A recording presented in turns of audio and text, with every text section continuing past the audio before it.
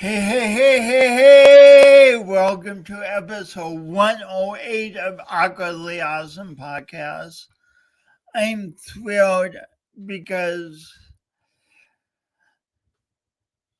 today I get to interview just this totally amazing person, and he shares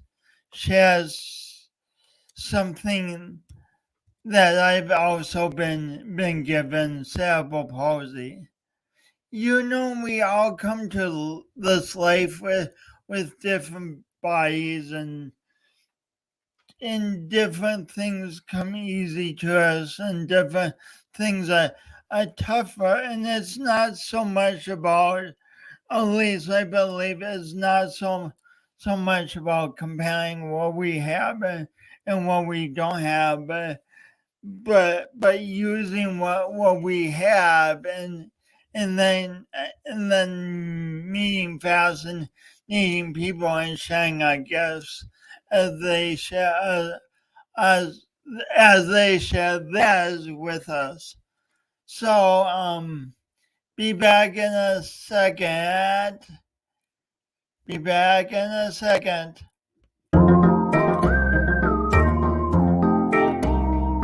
Today's guest, Chris Hendricks. Awkwardly Awesome Podcast. Let me tell you a bit about Chris Hendricks. Chris was diagnosed with cerebral palsy at the age of 4. He says the diagnosis gave him a unique perspective on leadership, success, creativity, and so forth. And check out the amazing things Chris has done with this perspective. Chris has reached over 100,000 people, young and old, from all walks of life throughout the United States, Canada, and Europe, using music, spoken word, and personal stories of transformation. He has shared the stage with songwriting heroes Delta Rae, Amy Grant, and many others. His music has been appreciated on National Public Radio and all the way from the National Hockey League to the Louvre.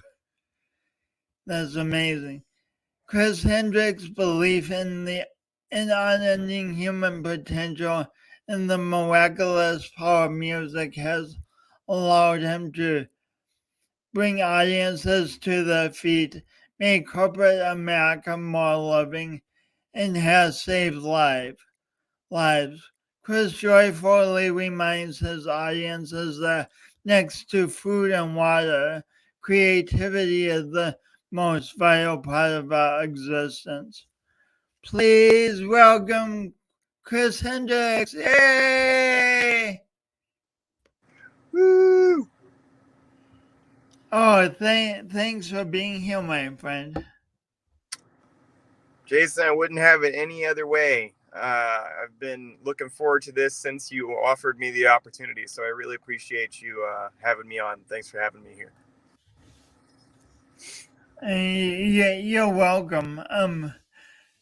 Should we jump right in? Absolutely, it's the only way to do it.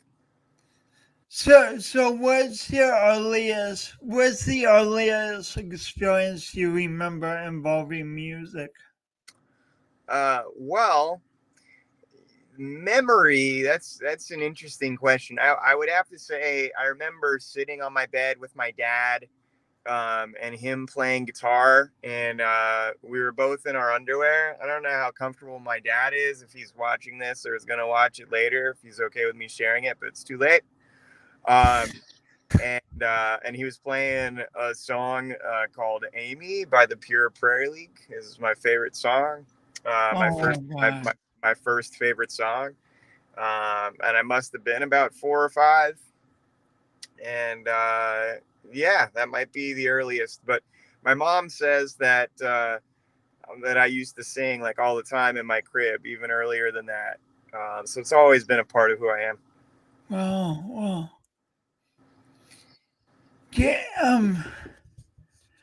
I haven't.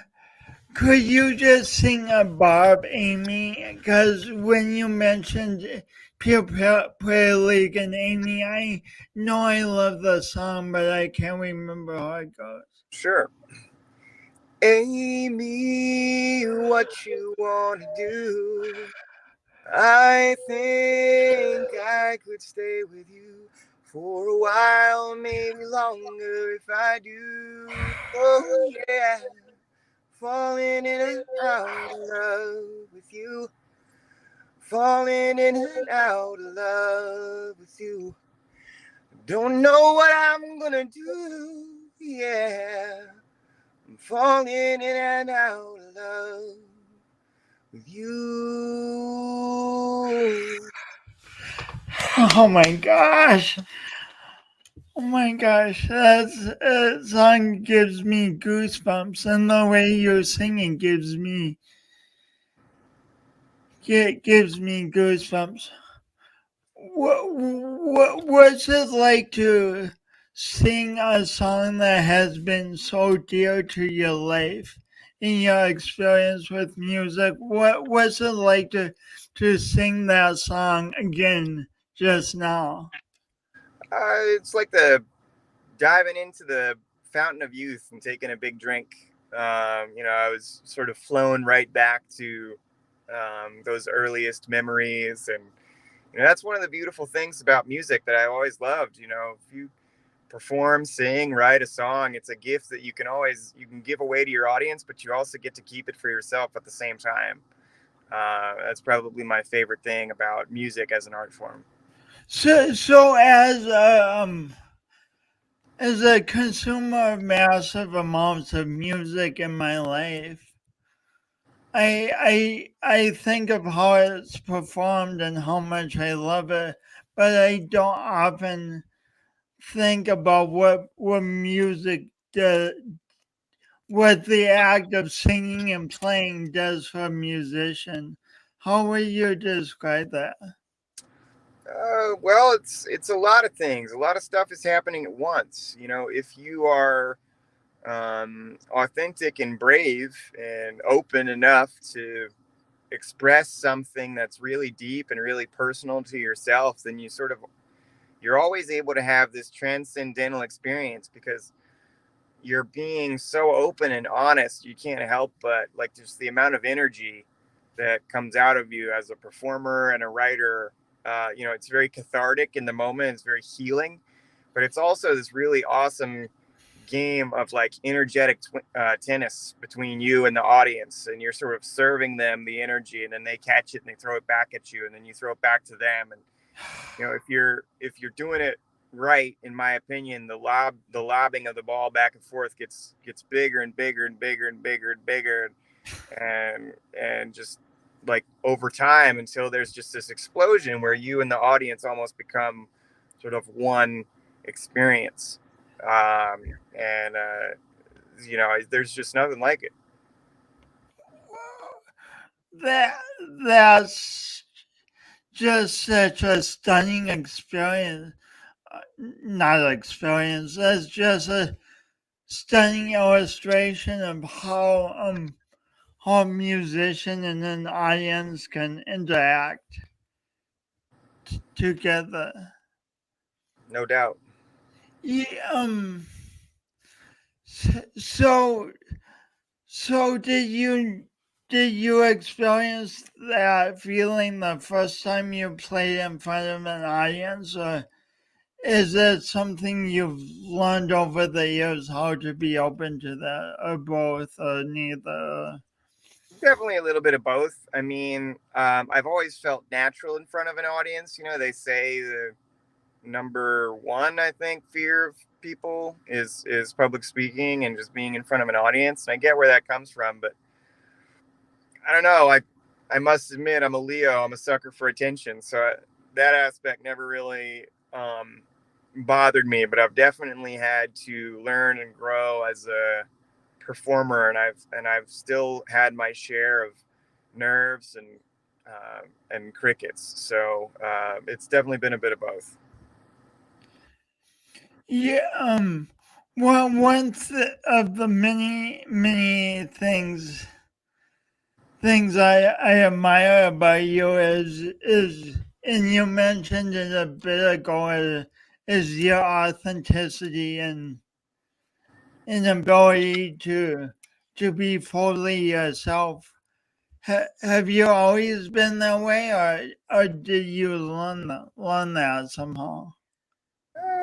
You know, and I hate to sort of go back to a similar response, but it's really been a back and forth for me. Uh, I think that there were moments in my younger life when I felt fully myself. That was definitely like my elementary school years. Middle school and high school, I didn't really know. I didn't really know who I was, so I jumped back and forth between being someone who, uh,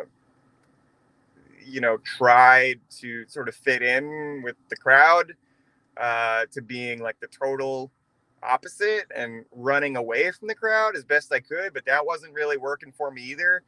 Um, and then college. In college, I sort of utilized that time to reinvent myself or come back to myself rather.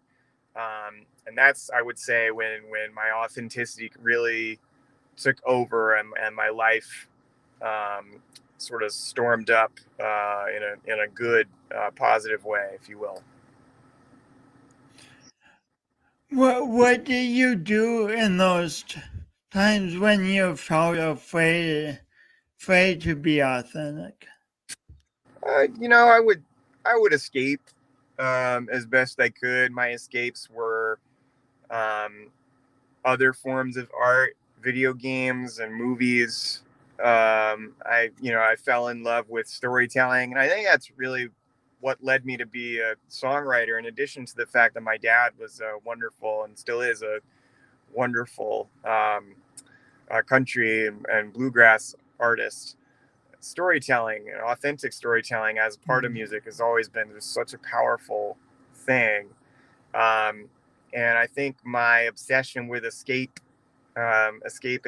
in middle school and high school in particular only helped me later when it came to telling my story and telling other people's stories through song. Hope that answers your question. I love it, in a minute I'll tell you why I love it, but Daniel says hi from Maryland, Hey, and Daniel. Daniel's amazing. He as a young kid he was a foster child and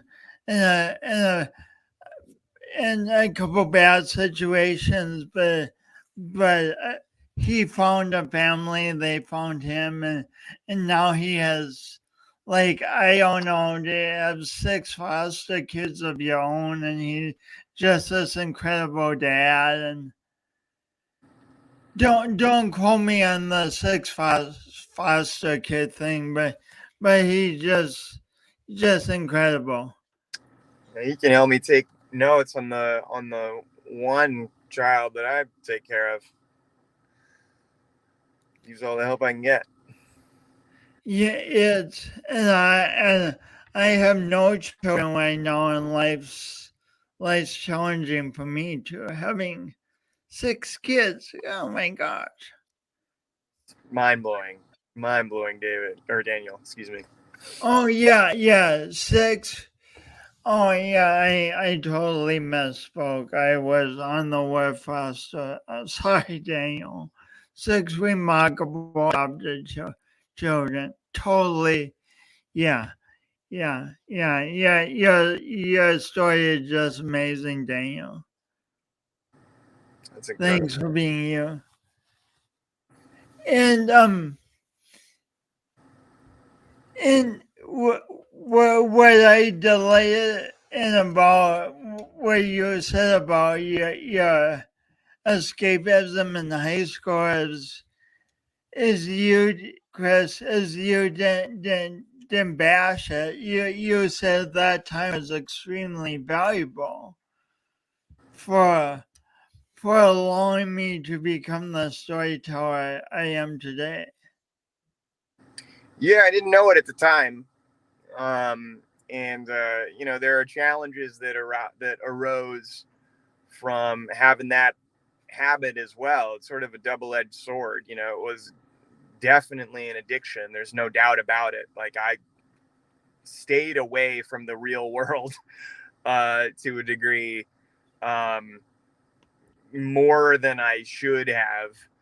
So there was a negative side effect too. But we're all on our own journey, and I've just figured out a way to appreciate that part of me a little bit more now that I'm older.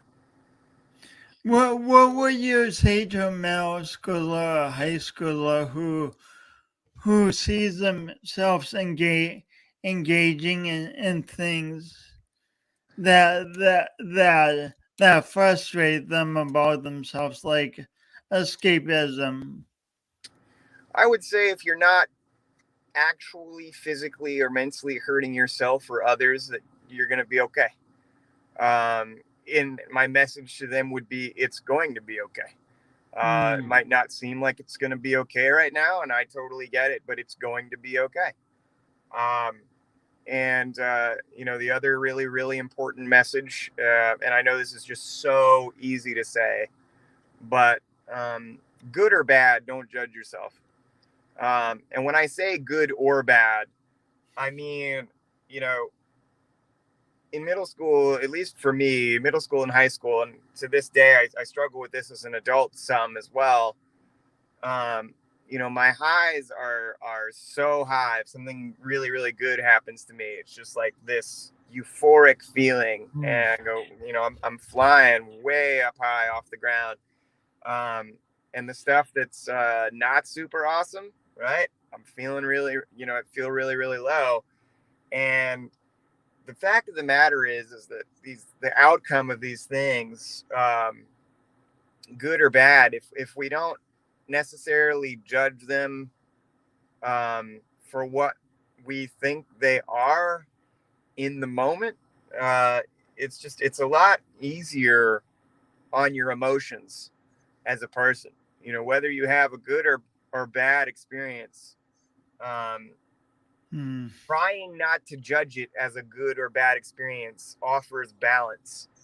And that's the only thing I would just encourage, particularly for middle schoolers and high schoolers, is look for balance more than extremes, because it'll make the extremes that you do experience later in life a lot easier to handle. So you're saying you're encouraging people to think of having an experience and then another experience, then another experience, rather than constantly labeling that good, that bad, that good, that bad, that good, yuck, yum. Yeah, let the experience be an experience. An A on a test isn't good or bad; it's an A. An F on a test isn't good or bad; it's an F.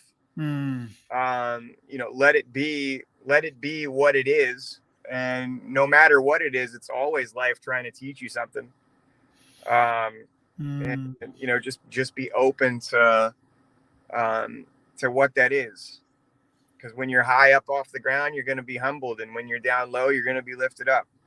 The way life goes. Enjoy the roller coaster.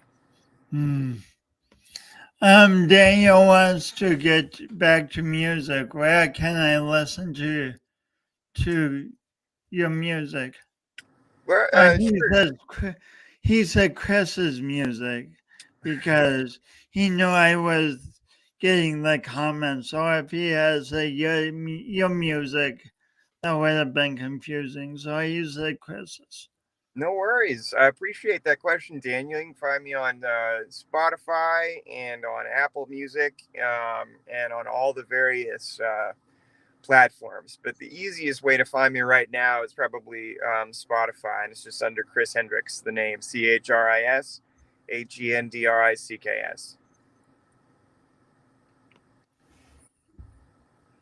Chris Hendricks. Speaking of music, would you mind singing a cappella, whatever bit of an original song comes to mind from where we are in the conversation? An original song. Okay. Um, this is from an original song called Affliction.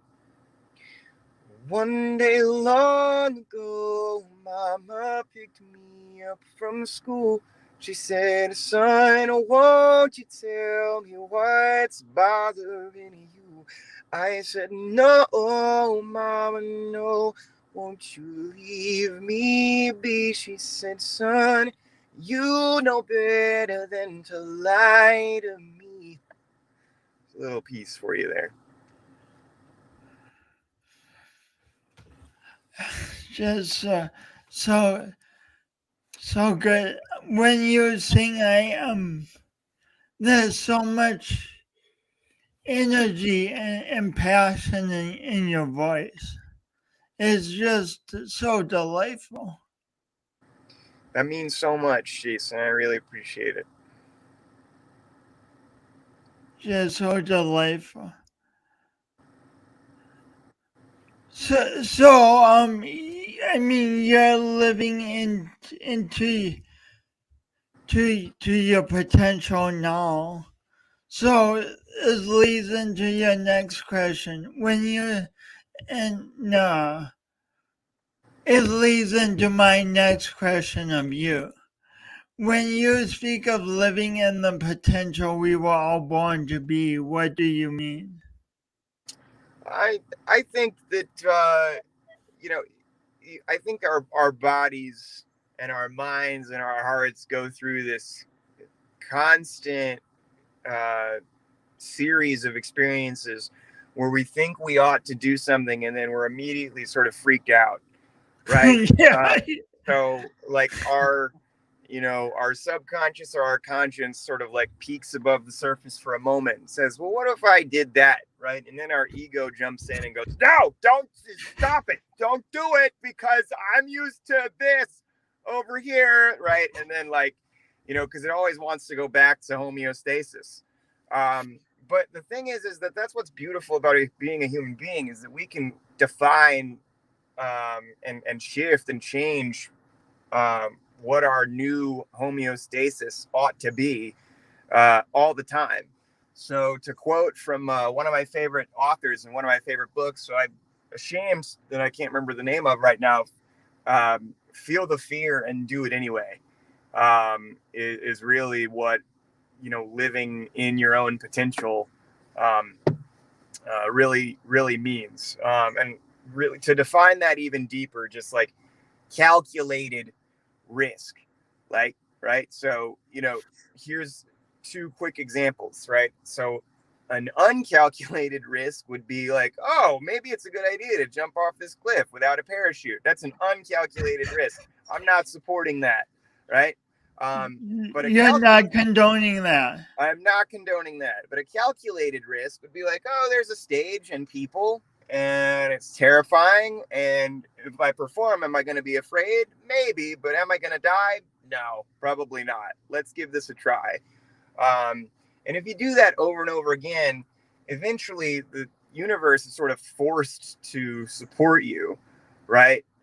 Because you're constantly putting out that energy of like, listen, I'm going to be this, right? If you can just stubbornly be yourself, Stubbornly be yourself. over and over Awesome. again, just really, really incredible outcomes. And I'm speaking as a 37-year-old musician. Music has come and gone in my life in so many different ways, as far as an opportunity to actually grow and expand and make dollars and cents from the art that I love so much. And I'm fortunate to have a fantastic team now, a new team of people that support me. And it's because I've stubbornly stuck with it. The people that have come and gone, for various reasons have come and gone. But I truly cannot function, as a person, without singing, writing, performing, and trying my best to help the audience that I'm communicating with see the best version of themselves, whatever that means. I just can't do it any other way. And so here we are. I'm still at it. Even as a 37-year-old who's got a 4-year-old daughter and an incredible partner and an incredible child, and somehow still able to do it all. You can too. Just amazing, amazing. And I'm nodding my head, and I would think most people listening would be nodding their heads. But Chris, what do we do with those feelings of fear when it's performance day and we see the stage, and it's 5 minutes to going out on stage, and the fear starts jumping around saying heck no way, we're not doing this, we're not, no way, nope. Well, so that's I actually have an easy answer to that, but the only reason I have an easy answer to that is because I've been doing it for so long. And that is that you get to define what that feeling in your stomach is. Right? What you get to define what the feeling in your stomach is. Say more, please. Yeah. So, are you sick to your stomach because you're scared, or do you have butterflies in your stomach because you're so excited about what's about to happen? Right? Your voice, that comes from your heart, is a megaphone compared to the voice that comes from your head, right? If you are, if your head voice jumps in and starts saying like, "Oh my, don't do this," right? Then the voice from your heart can step in any moment that you choose. You snap your fingers and say, "No, I'm going to give an incredible performance. This is what I'm meant to do. I've done this before. And if I haven't done this before, I can see exactly what's supposed to go down in my head. I'm going to take the next 5 minutes, close my eyes, watch it happen, and then step on stage as though it's already done." And if you're, if you're able to really take command of your ego in that moment, then, just limitless possibilities follow. So that's what I would say. You got that little voice in your head saying stuff, then take a moment, close your eyes, and take command of your ego before you're supposed to open your mouth, because I promise you, your higher self can take care of business. So you're saying we're not at the whim of our egos? Absolutely. The ego is deceptive. The ego is a trickster, right? Ego is a trickster. Yeah. The ego is Loki, right? The ego is, you're only worth anything if you make millions of dollars from doing X, Y, and Z. Or even worse, you're only worth anything if this particular performance, this particular moment in your life goes exactly as planned, and otherwise you will be completely destroyed. And the fact of the matter is that people are too consumed by their own lives to care, right? And that's beautiful. That's beautiful. That's a wonderful, wonderful thing. I like, even as a person who appreciates attention, like myself, loves the fact that people have too much going on. Like, this goes back to what I was saying before. Good or bad, a moment is just a moment. Appreciate it for being a moment, because other people are going to love you or hate you, but then they're going to forget.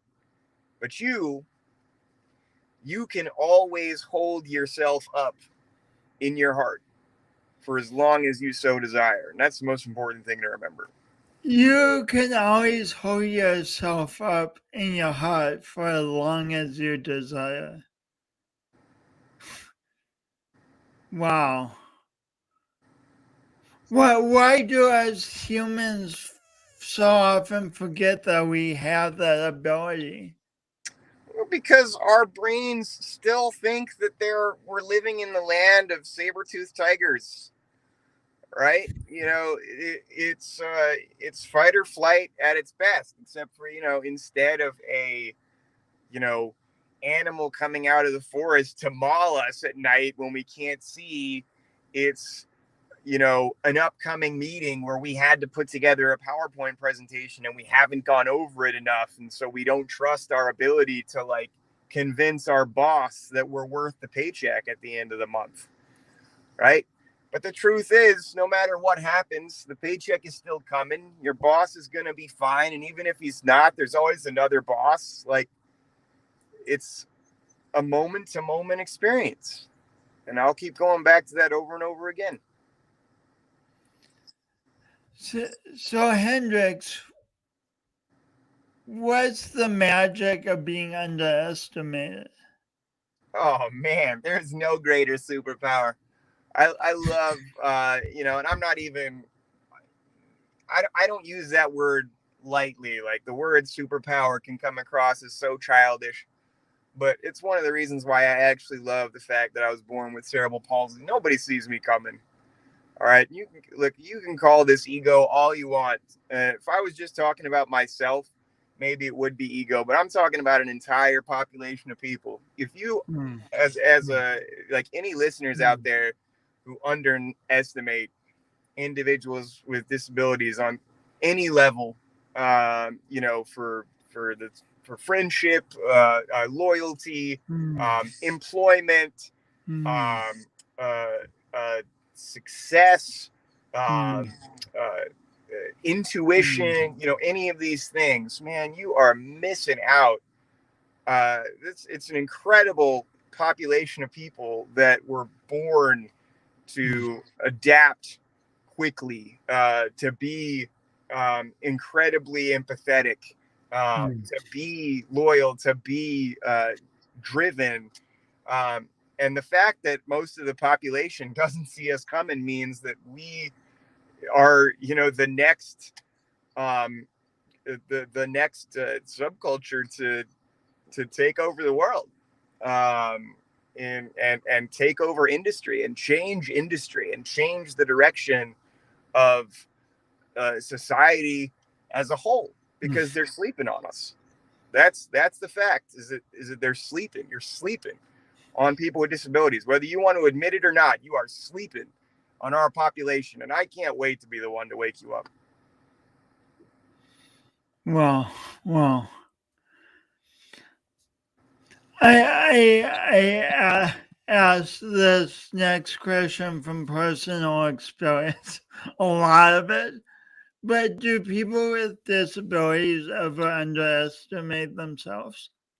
I mean, we were raised to underestimate ourselves, unfortunately. In a lot of ways, and I don't blame I don't blame any parents or caregivers or anything out there. I think that parents, caregivers, and fellow persons with disabilities, this is what we were and are surrounded with. I myself was given lots of mixed messages growing up, from people who loved me very, very much and did the absolute best that they can. And I love them very much, regardless of the messages that they gave me. But, the definitions of beauty and success are still skewed in favor of superficiality. And there are things in the world like the golden mean, right? The golden ratio. And that has to do with perfect proportions and how individuals look physically, how persons are put together, with using and the clothes that they wear and the environment that they're in. So that's a lot to compete against. That's a lot for any human being, any fragile human being, and I speak to all of humanity when I say that, not just persons with disabilities, to go up against when they come into the world. And it seems to be only the caregivers of individuals with disabilities and members of disabilities, not even the persons with disabilities themselves, know this or remember this. So let me be the one to remind you, you fought to get into this world, right? Jason and I came into this world trying to figure out where oxygen was going to come from for us. We had to fight to breathe, right? So we came into the world succeeding. Most people had to wait until kindergarten and first grade before they got their first marks on homework and tests, before they got their first smiley face. That was your first success. My first success was, boom, I'm into this world, figure out how to breathe or you're gonna die, right? Okay, so I'm sorry, but we win. Okay, it's just that's one of our gifts, right? We were challenged first and we succeeded first. Okay. So if you are a person with a condition that's trying to figure out how to lift yourself up, use that as a seed. You succeeded first compared to all your peers. You just did, because you're still here. So just hold on to that. Phenomenal perspective. Phenomenal, Hendricks. I want to quote, speaking of perspective, I want to quote directly from your bio. Chris Hendricks says the diagnosis of cerebral palsy gave him a unique perspective on leadership, success, creativity, and self-worth. How so? Well, pretty much all the qualities that we went through. So I'll take it one by one, right? So what do you need in order to be a successful leader? Do you need talent? I mean, yeah, kind of. But really you need grit, right? Which person with a disability is born with. We're born with grit. We went over it. Oxygen, no oxygen, we made it. That's grit. Okay. Number two, you need empathy. Okay. We kind of have that in spades. Okay. We were born with challenges. The challenges are consistent. They're overarching. They sort of follow us around. So we never forget where we come from. So we have empathy. The third thing, adaptability. Okay. Good leaders, if you're not able to adapt, you're done. In an economy that's struggling right now, what businesses are still succeeding? Those with CEOs who adapt. Okay. During every season that you're in life, leaders recognize what season we're in so we can adapt to the situation that we're in. So we know our seasons. I know the season that I'm in right now. Okay. I know the season of life I'm in terms of family, and I know the season of life I'm in terms of career. All right. Last but not least, and everybody thinks this just applies to persons with physical conditions. This applies to persons with mental conditions as well. So, and you better believe this is true. You stand out. You stand out. You stand out in a crowd. That's value. Okay. Because, whether you have a physical or an intellectual condition, or what would be considered a hidden disability, you still stand out in the way in which you express yourself. Because let's be honest with ourselves, one way or another, that's going to come out, right? The condition is going to come out eventually around, whether you're around a group of people, when you're around a group of people long enough, eventually that differentiation, that thing that is uniquely you, is going to come out, and you're going to be able to handle it way better than everybody else, because that's what you've been doing, right? So with all of those qualities, okay, that applies to everything. That applies to leadership. That applies to creativity. That we are forced to be more creative as individuals as a result of of my cerebral palsy, I've had to come up with creative ways of connecting with people. I've had to be a leader in that I've had to advocate for myself. I've had to stand up for myself because I'm consistently underestimated, right? And I have had to come up with creative ways of communicating and connecting uh, with other human beings because for some reason, after elementary school goes away, people stop being curious. They stop asking questions. And you as an individual have to be courageous enough to inject yourself into the social construct and just like bust down the door and introduce yourself. Like that's the only choice you have as an, because that's the only way anyone is going to take you seriously if you happen to be lucky enough to be born with a disability. What would you say to someone listening who's like, oh my gosh, Chris, you're so creative. Easy for you to say you're so creative. I'm not creative.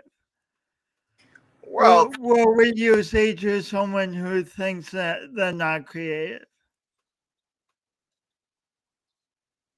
I would say that's your mind lying to you.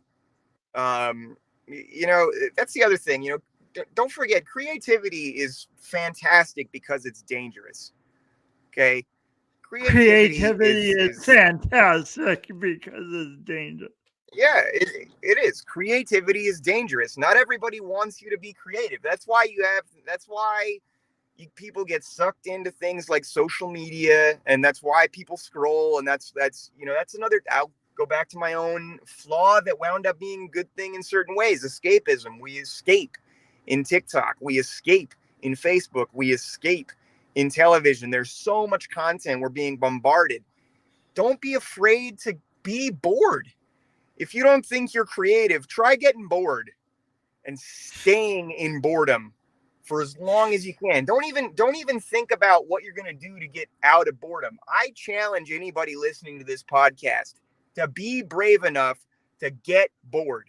Get away from technology, get yourself a pad and paper or like some way of writing where you have no like connection to the internet or whatever.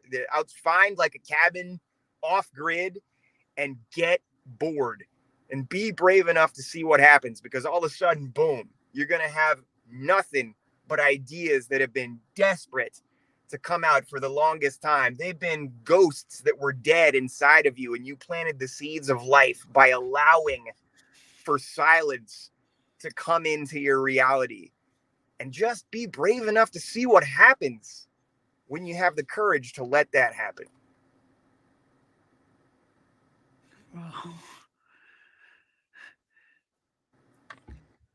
How do you nurture your passion instead of letting it be stagnant? Ask that question again, Jason. I'm sorry. How do you nurture your passion and keep it growing and expanding? Oh, well, that's, you know, I think that I think that every single one of us has a passion radar inside of us. I really think that we know when we've struck um, who we are meant to be and when and where we're supposed to really leap forward into something because it doesn't just like tap you on the shoulder and say, hey, is it okay if we do this? It's the thing that just yanks you out of bed. And every single person, if they're again courageous enough to sit with themselves long enough to figure out what that is, because you're not gonna find it on social media. Like, I mean, yeah, you can be inspired, but you're not gonna be you're not going to hear that voice in your subconscious that just punches your ego in the face. And that's really what you need to experience in order to find the passion that's really going to grab a hold of you, that's really going to stick to you and stay there. And as far as nurturing passion, That's where discipline comes in. That's where discipline is fun. I think people think discipline is a bad word. Discipline's not a bad word. Punishment is a bad word. Punishment. Throw punishment out the window. Trade in punishment for discipline. Discipline doesn't have to be this long, arduous thing. Discipline can be 5 minutes a day. All right. The beauty of discipline and where you see success in discipline and nurturing your passion is consistency, not length of time. It's being able to be repetitious consistently. And I'm sorry about the sunlight jumping in here. I love the sun. It's actually a really cool. It looks really cool. It looks. Okay, well, I'm glad. I had to do this interview, as I mentioned to Jason earlier, in my car because of I'm actually at a conference right now. So I apologize to our lookers who aren't feeling the sun, but hey, it is what it is. I'm jumping around a little bit, but an important question. What do you love about being a father? Oh man, I don't know if I have the words. It's everything. Oh man, the moment my daughter came into this world, I cried. And I cried because I was excited and terrified and overwhelmed, and blown away. Just all of these emotions all at once. And I think that there was just, the fact that, my selfish positivity is that, a piece of me will continue to grow and expand into this world. And, God willing, it'll happen again later on in life when it's Fern's turn, but that's all up to her. And, I think my favorite thing is just the fact that the kind of love that you feel for another human being that you're responsible for, it's indescribable. And I don't say this as a judgment to those who choose not to have children. I really don't, because kids are hard. Okay, it's a challenge. But for those of you who are on the fence, or just maybe you don't like kids because you see kids that on the street that bother you or whatever, the reason why you don't like them is because they're not yours.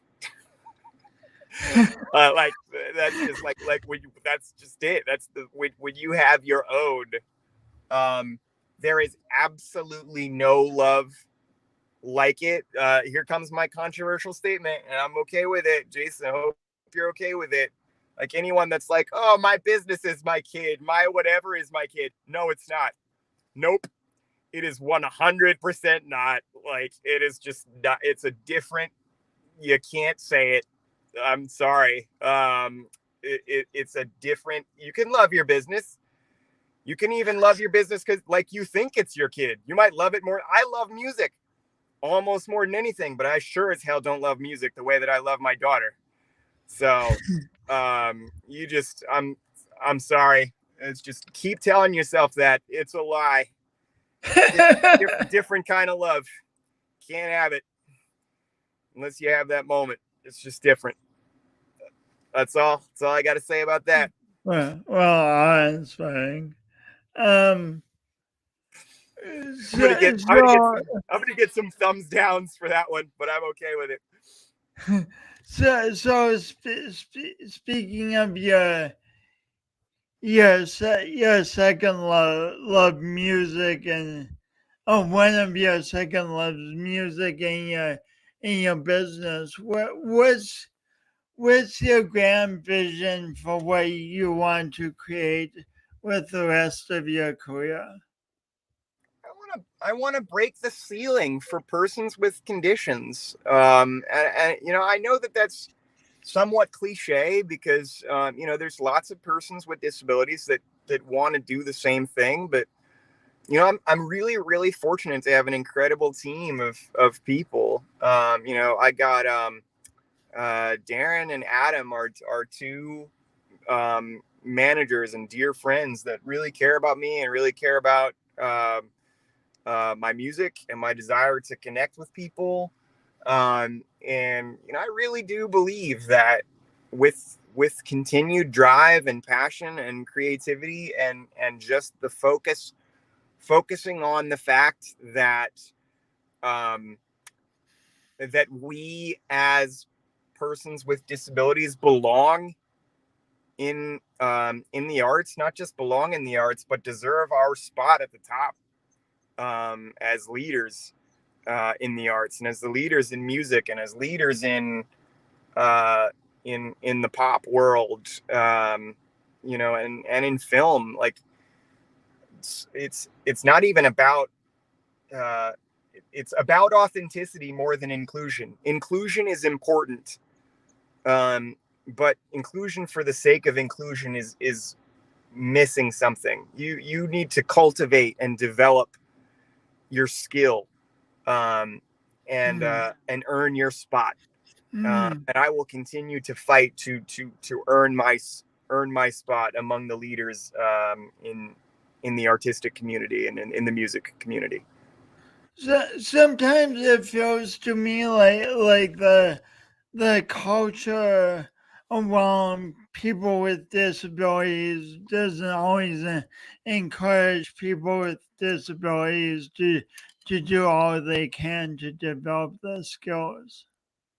Yeah, I agree. And if that's the environment you're in, do your best to get out of it. I mean, it's just like you need to be in, because your environment doesn't define you, but it can be really tough to climb out and climb away from a toxic environment. And if you can't get away from a toxic environment in your personal life, then find a non-toxic environment on social media. Like, you might not find your dream and your authentic voice on social media, but you can find a positive companion on there. So I would encourage, if you need to get out of your world utilizing social media, be sure you utilize it with dignity, and with caution and with positive perspective. So, in my work, I talk about the power of doing an imperfect best, and what it means to me is we look at the best we want to create for our lives and the lives of the people around us, and we go for it. And when we make mistakes or obstacles come up, we learn from them and move forward, instead of quitting or backing away from what we want. What does doing your imperfect best mean to you, Chris Hendricks? Um, it means only caring just enough about what other people think to learn from the experience. Um, Anything beyond that is a waste of your time, right?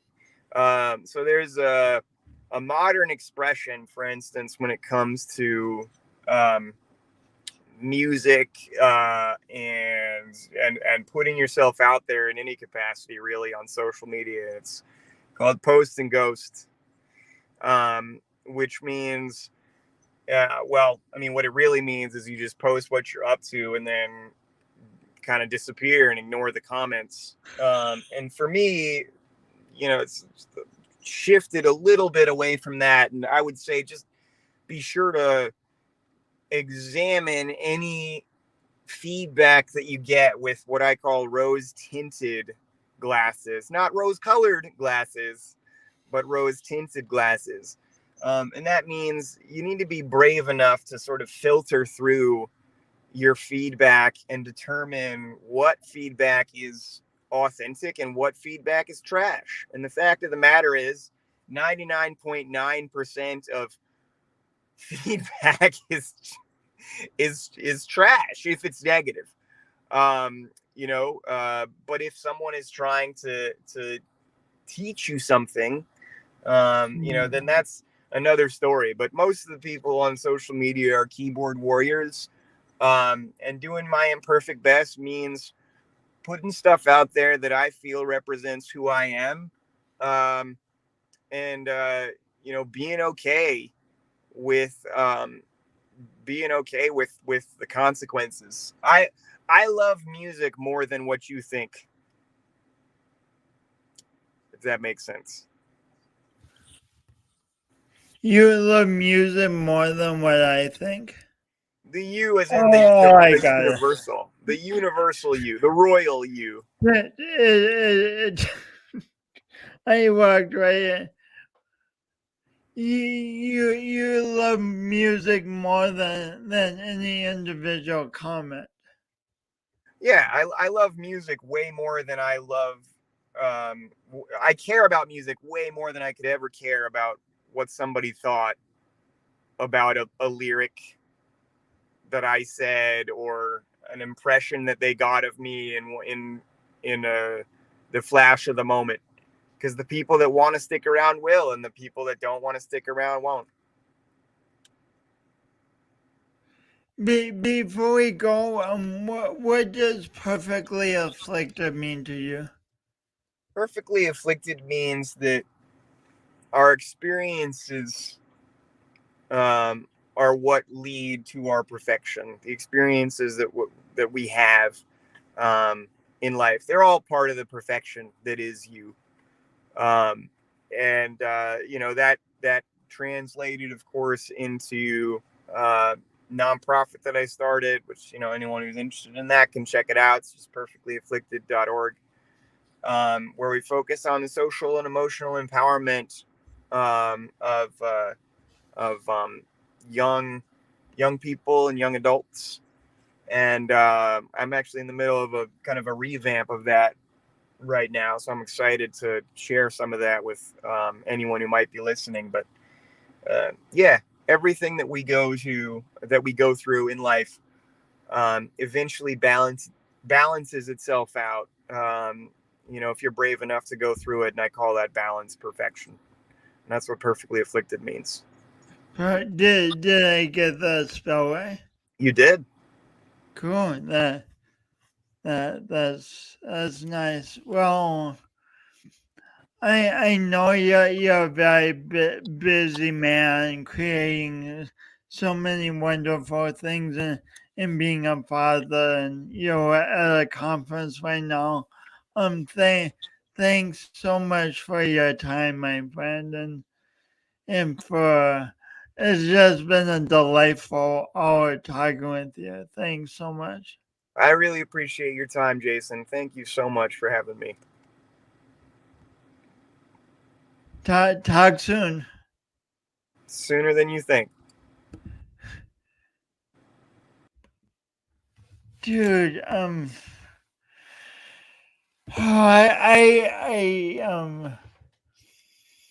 I hope you're enjoying these as much as I am. It's just such a rush to talk to brilliant people like Chris, and you may be saying, "Oh, Jason, I don't know any brilliant people like Chris," and that's not true. There's brilliant people all around you, and you are one of those brilliant people. The only way we become